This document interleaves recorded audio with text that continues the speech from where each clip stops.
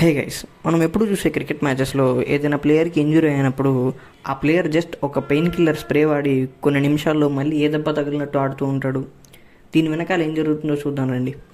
దానికంటే ముందు మనకి ఏదైనా నొప్పి ఎలా తెలుస్తుందో చూద్దాం. జనరల్గా ఏదైనా నొప్పి కానీ స్పర్శ కానీ మనకు తెలుస్తుందంటే అది మన నెర్వ్ సిస్టంలో ఉన్న న్యూరాన్స్ మన బ్రెయిన్కి ఇచ్చే మెసేజ్ అనమాట.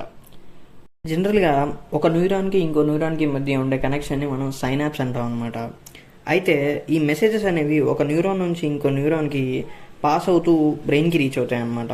అసలు ఒక మెసేజ్ అనేది రెండు న్యూరాన్స్ మధ్య ఎలా ట్రావెల్ అవుతుందో తెలుసుకుంటే మనకి పెయిన్ కిల్లర్ స్ప్రే ఎలా వర్క్ అవుతుందో ఈజీగా అర్థమవుతుంది. న్యూరాన్ రెస్ట్లో ఉన్నప్పుడు న్యూరాన్ లోపల నెగిటివ్ అయాన్స్ అండ్ న్యూరాన్ బయట పాజిటివ్ అయాన్స్ ఎక్కువగా ఉంటాయన్నమాట. న్యూరాన్కి ఏదైనా టచ్ అయినప్పుడు ఈ సిచ్యువేషన్ డిస్టర్బ్ అయ్యి ఒక ఇంపల్స్ జనరేట్ అవుతుందన్నమాట. ఈ ఇంపల్స్ వల్ల నెగిటివ్ అయాన్స్ బయటికి, పాజిటివ్ అయాన్స్ లోపలికి వెళ్తాయన్నమాట. దీనివల్ల ఆ ఇంపల్స్ అనేది న్యూరాన్ ద్వారా ట్రావెల్ అయ్యి న్యూరాన్ ఎండ్ దగ్గరికి వస్తుంది. అది న్యూరాన్ ఎండ్ దగ్గరికి వచ్చినప్పుడు అది వోల్టేజ్కి హీటెడ్ కాల్షియం ఛానల్స్ని ఓపెన్ చేస్తుంది. ఈ కాల్షియం ఛానల్స్ ద్వారా కాల్షియం అయాన్స్ బయటికి వచ్చి న్యూరో ట్రాన్స్మిటర్స్ అనే కెమికల్ మెసెంజర్స్ని సినాప్టిక్ క్లెఫ్ట్ లోపలికి వదులుతుంది.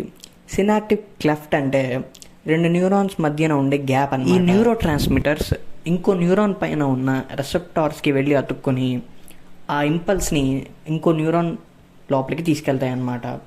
అలాగా ఒక మెసేజ్ అనేది ఒక న్యూరాన్ నుంచి ఇంకో న్యూరాన్కి ట్రావెల్ అయ్యి అలాగా బ్రెయిన్ దాకా వెళ్తాయి అన్నమాట.